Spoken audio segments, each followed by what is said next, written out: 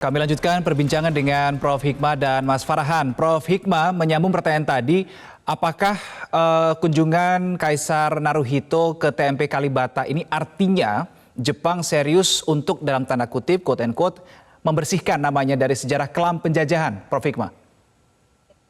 Ya, kalau membersihkan tentu tidak bisa ya, karena pernah ada fase atau periode di mana Jepang memang melakukan pendudukan terhadap wilayah kita di Indonesia ini. Tetapi sebagai gesture bahwa ternyata di antara orang Jepang yang pada waktu itu ada juga loh yang pro terhadap Indonesia.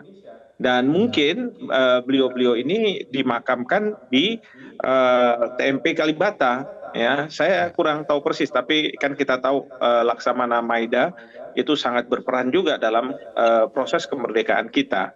Nah, mungkin itu yang hendak dilakukan di samping tentunya setiap kepala negara, kepala pemerintahan ketika berkunjung ke suatu negara, memang mereka akan mengunjungi Taman Makam Pahlawan, terlepas dari apakah ada kaitan atau tidak ada kaitan dengan negara tersebut. Nah, tetapi saya melihat khusus untuk Jepang ini ada sedikit kaitannya karena ada beberapa warga negara Jepang yang pada waktu pendudukan Jepang itu ternyata pro terhadap Indonesia. Demikian.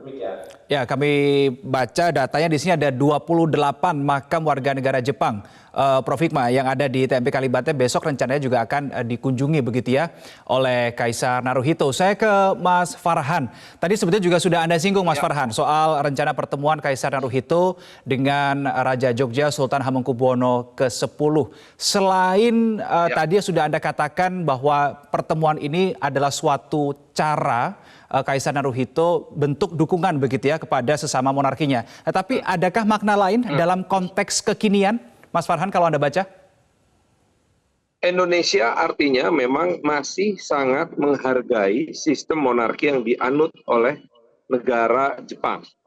Bahkan kita menunjukkan kita pun masih menjaga satu daerah istimewa yang sistem pemerintahannya dan sistem politiknya masih sangat menganut sistem monarki sesuai dengan komitmen kita bagi daerah istimewa Yogyakarta. Artinya memang ini menunjukkan, kita ini sedang menunjukkan kepada Jepang bahwa kita ini tidak banyak berbeda. Bahkan 24 sosok pahlawan nasional berkebangsaan Jepang yang dimakamkan di Taman Makam Pahlawan, salah satunya adalah ayah dari sahabat saya, Bapak Heru Santoso, itu mengatakan, ini kita berusaha mengatakan kepada beliau bahwa banyak kesamaan di antara kita dengan sejarah yang panjang. Nah, untuk itulah maka kita perlu memperpanjang dan menambah kaya sejarah tersebut.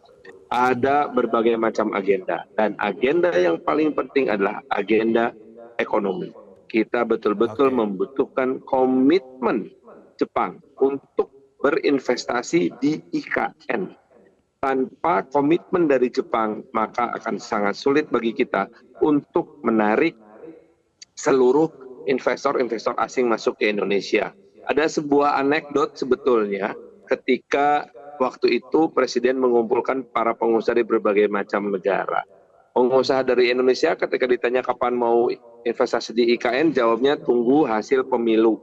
Sementara dari negara-negara G7, Amerika, Jepang, dan lain-lain, serta Eropa, menunggu hasil feasibility study.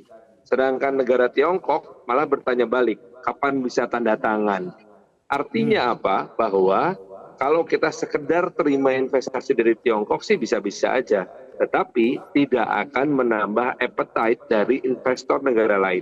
Tetapi kalau kita bisa memasukkan satu di antara negara G7 untuk komitmen investasi di IKN, maka ini akan menjadi pemancing appetite investasi asing ke IKN. Ini penting sekali.